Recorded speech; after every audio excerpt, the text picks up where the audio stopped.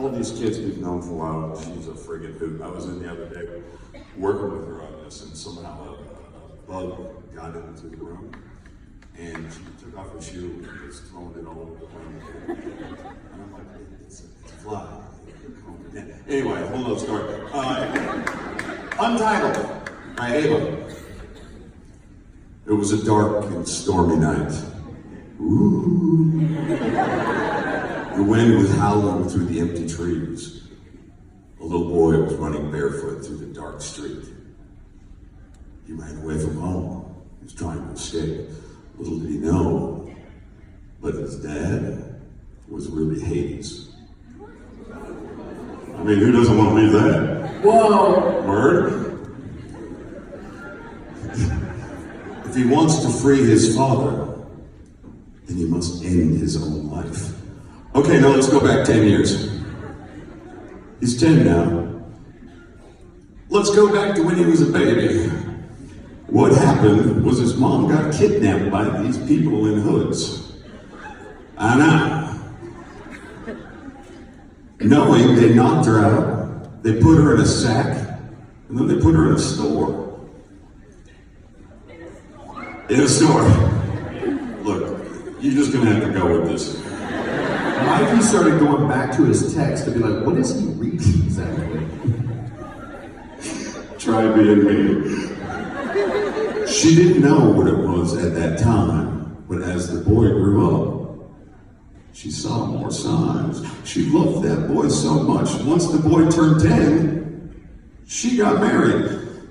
Okay, so she was a baby, but now she's got a 10-year-old, so I'm gonna guess she's like 20-something years old, right? Or something. Oh no, 30, because she's got a 10-year-old. But at the wedding, but she got married, but at the wedding, let's say that we're just kind of flipping around. This is gonna be awesome.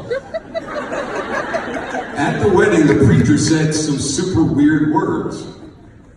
They thought that he was speaking gibberish, but a couple days later, her new husband, she said, husband. I'm so glad that the peanut gallery is gonna correct me. Husband, ooh. When in doubt. Look, she said to her new husband, I think you ought to get acquainted with Damien, my son. So her husband Cody, he went on with Damien. He walked up the stairs, but then the lights had started flickering. He tried to open the door, it was locked. He said, Damien, bud, can I come in? He said it 3 or 4 times. Damien, bud, can I come in? Damien, bud, can I come in? Damien, bud, can I come in? Damien, bud, can I come in? The door unlocked. He jumped. He was startled, but he said, okay. Cody, that's the husband's name, he walked into the room, slow as can be. He looked everywhere, but Damien, he was nowhere to be found. There was just static on the TV. Now, out of nowhere, he saw Damien come and go. It was really super scary, and there was no way to explain it. And after he came and went, he walked out of the bathroom.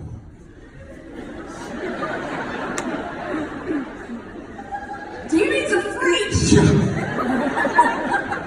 Staticky TV was a welcome sight. The little kid, Damien, sat on his knees in front of that staticky TV. He was holding the teddy bear he had since he was 4 months old. Cody walked up to the boy, tapped him on the shoulder. Damien turned around as fast as he could and glared at Cody with yellow eyes.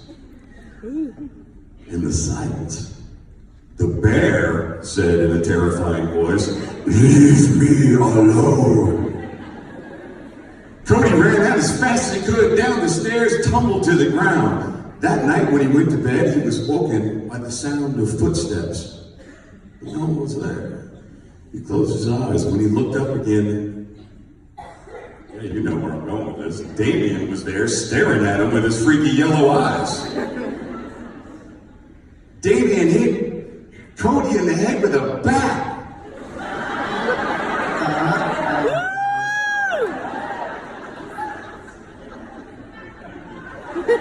put them in a bag, and dragged them outside, probably to the store. In the morning, his darling wife, Elizabeth, woke up to pat him on the back and get him ready to go to work. Cody woke up, he was in a dark place. There was fire all around him. A huge dude with a painted tail, 6 feet long, enormous goat horns, and gigantic black hooves was cackling down at him. Cody woke up. He said, "Whew, thank God, that was just a terrifying dream."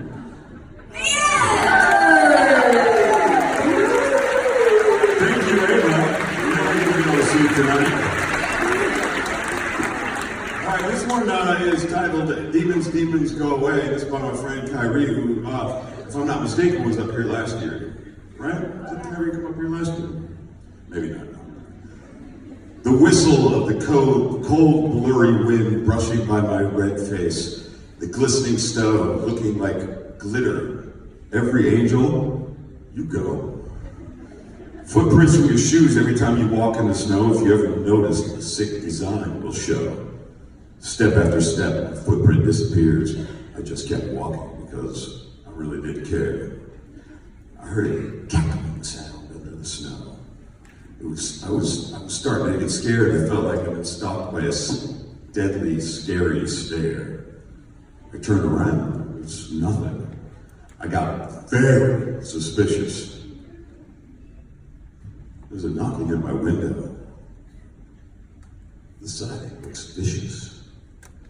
I tell myself that nightmare is finished. I tell the demon, "You friggin' skirmish?"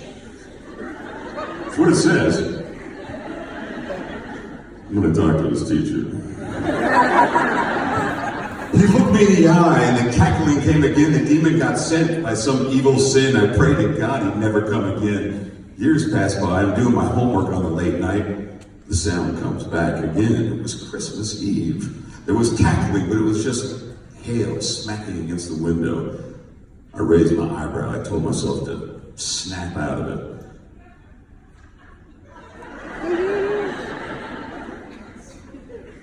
I did my work. I turned around. I looked at myself in the mirror, posing. And then I see something in the corner. Something strange. It stopped snowing. With the cackling, it continued. I was confused. The sighting wasn't clear. It was a creature with arms longer than its legs, 2 humongous horns out of its head, and skinny, long fingers. I get a flashback. I remember. That's the creature that I've seen by the window. I turned back away from the mirror, but it wasn't there. I turn to the mirror, and I see it again. Is it in the mirror? I ask myself. I start moving back. The trees are swaying rapidly. I continue moving back. The lights in the house flicker. Doors creaking, cabinets opening and closing by themselves. It quickly flew to me and started choking me. And it said, "Merry Christmas, you filthy animal."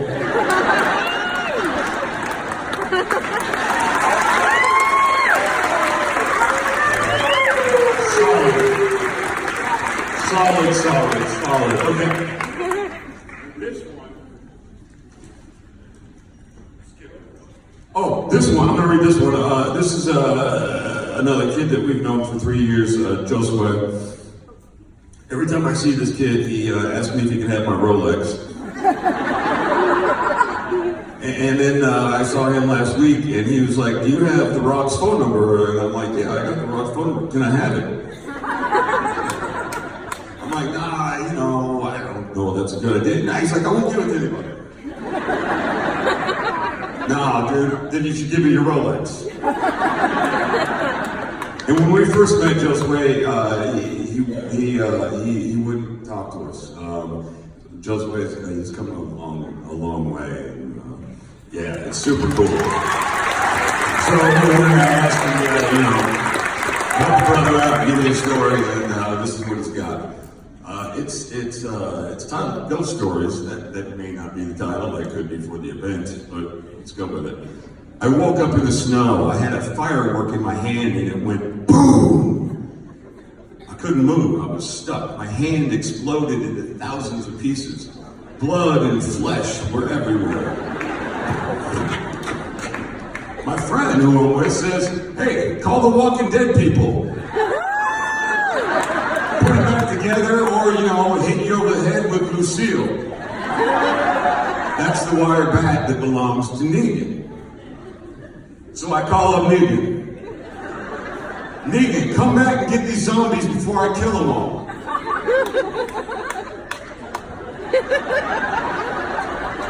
So Negan, he goes back with Lucille and he kills all the zombies.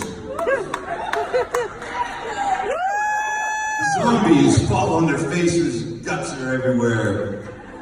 All of a sudden, vultures go and they start eating the dead flesh. That's disgusting. And it had a bad smell. That's me. The birds died when they finished eating. More birds started to come and fly around. The birds started to eat the dead birds. Negan started to walk around and he spotted 9.2 million zombies. Luckily, he found a gun and he started to shoot the zombies. And then he saw a plane on the side of the road. And inside the plane, Negan finds an FBB 5000 bomb. I'm gonna tell you this, all those zombies, they drop like fleas.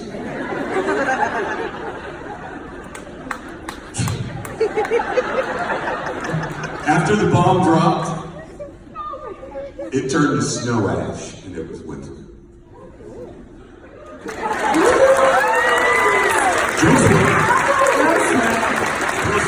I'm going to read a little, this is a story that the kids in this class that helped us out, they love it. And I'm gonna give it a go. It's called Hairy Toe. Who's it written by him? Schlosser. Yeah, Schlosser. Is S.E. Schlosser? Schlosser. Yeah, okay. So, Hairy Toe. And this is for the kids because they love the story. Once there was an old woman who went out into the woods to dig up some roots to cook for dinner. She spotted something funny sticking out of the leaves and dug around until she uncovered. She spotted something funny sticking out of the leaves and dug around until she uncovered a great big hairy toe. Now there was some good meat on that toe, which would make a real tasty dinner. So the old woman put it in the basket and took it home. When she got back to her cottage, the old woman boiled up a kettle full of hairy toe soup, which she ate for dinner that night. It was the single best meal that she'd had in weeks. The old woman went to bed that night with a full stomach and a big old smile. She was starving. Everybody relax. Now, around about midnight, a cold wind started blowing in the tops of the trees around the old woman's house.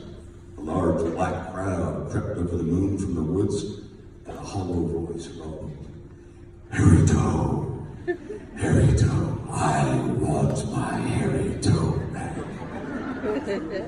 Inside the house, the woman stirred uneasily in her bed, nervously pulled the covers up over her ears.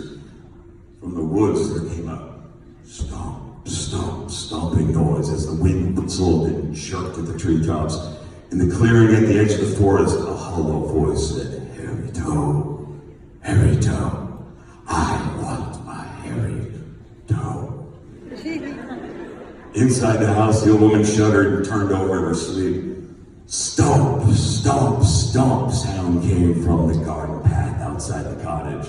The night creatures shivered in their holes, and a hollow voice howled, "Hairy Toe, Hairy Toe, I want my hairy toe back."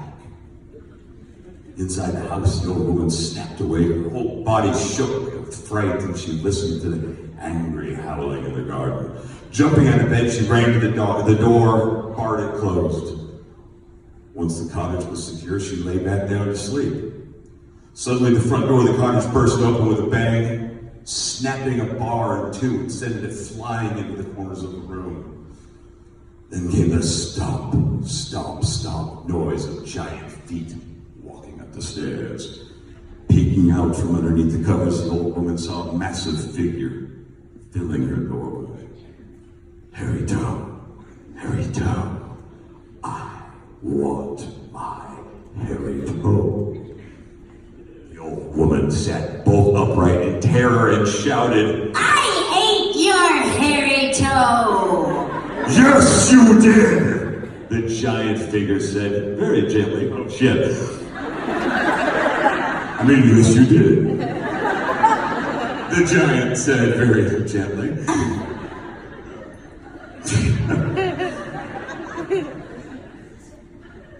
As he advanced into the room.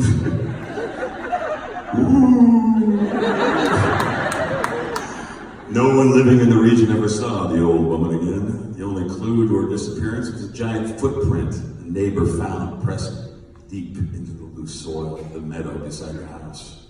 The footprint? Oh yeah.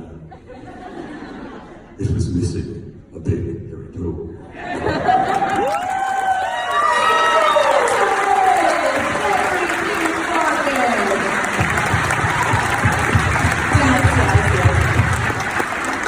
You got all your props there? You did a good job, Dad. You really did that. Thank you so much. You're welcome. Okay, you guys, so we have been so lucky to have so many of our friends join us this year.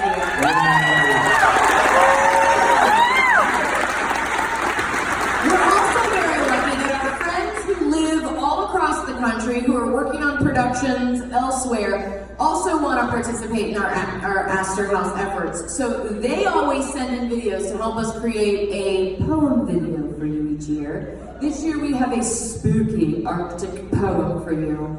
The cremation of Sam McGee. So with no further ado, we're going to step back and let the screen come down. Watch your heads.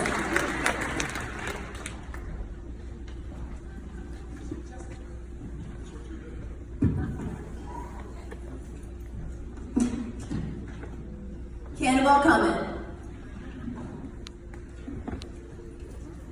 Right. Swear it's really good.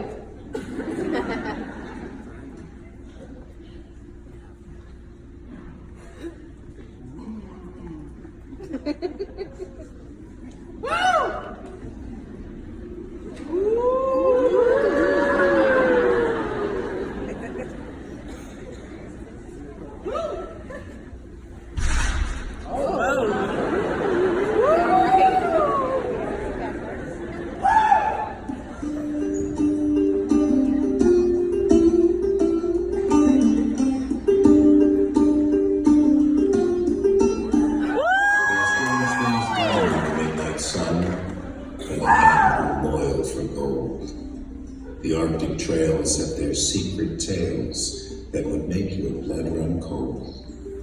The Northern Lights have seen queer sights, but the queerest they ever did see was that night on the marsh at Lake Ladarge. I cremated Sam McGee. And now Sam McGee was from Tennessee, where the cotton blooms and blows. Why he left his home in the South to roam round the pole, God only knows. He was always cold, but the land of gold seemed to hold him like a spell. Though he'd often say in his homely way that he'd sooner live in hell. On Christmas Day, we were rushing our way over the Dawson. Top of your cold, through the parka's fold, it stabbed like a driven nail. If our eyes would close and the lashes froze, till sometimes we couldn't see.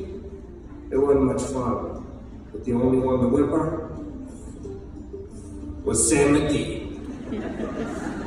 That very night, as we walked beneath the snow, and the dogs were fed and the stars overhead were dancing heel and toe. He turned to me and Cap, says he, I'll cash in this trip, I guess. And if I do, I ask that you will refuse my last request. Well, he seemed so loud that I couldn't say no. Then he says with sort of a moan, it's a cursed cold and it's got right hold till I'm chilled clean through to the bone. Yet 'tain't being dead, it's my awful dread, the icy grave that pains. So I want you to swear that come foul or fair, you'll cremate my last remains. All the was asked to me is a thing to heed. So I swore I would not fail.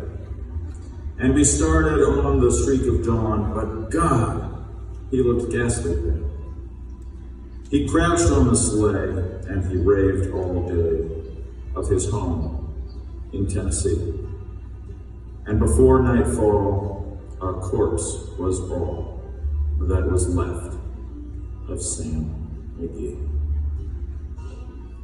There wasn't a breath in that land of death, and I hurried, horror-driven, with a corpse half hid that I couldn't get rid because of a promise given.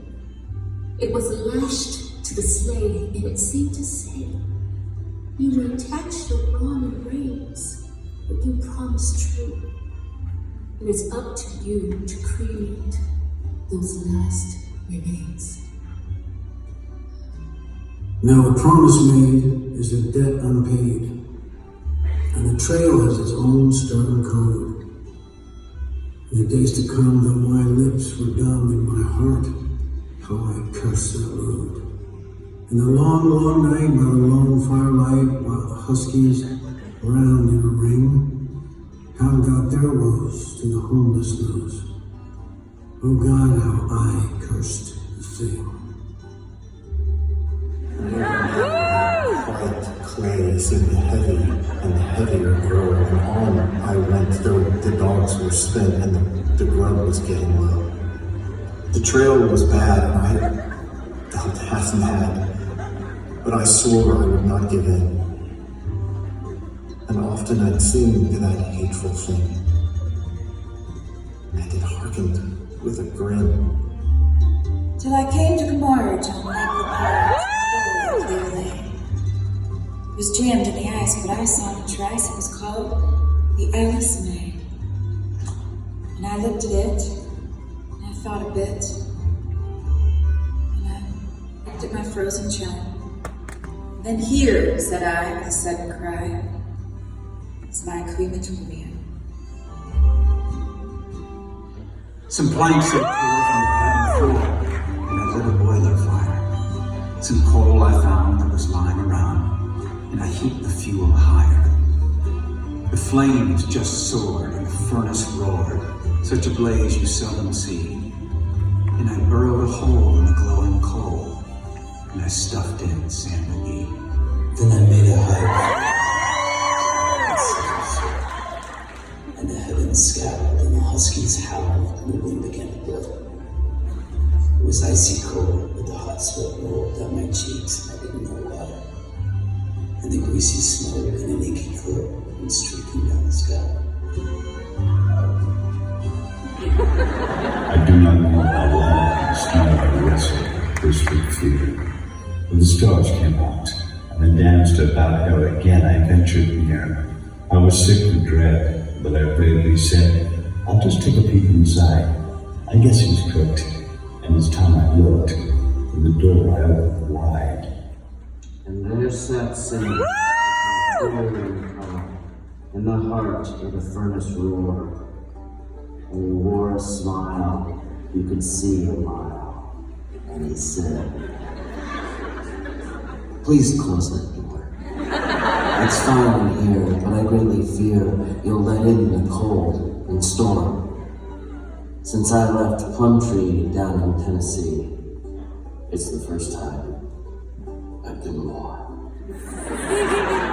There were strange things done in the midnight sun by the men who moil for gold.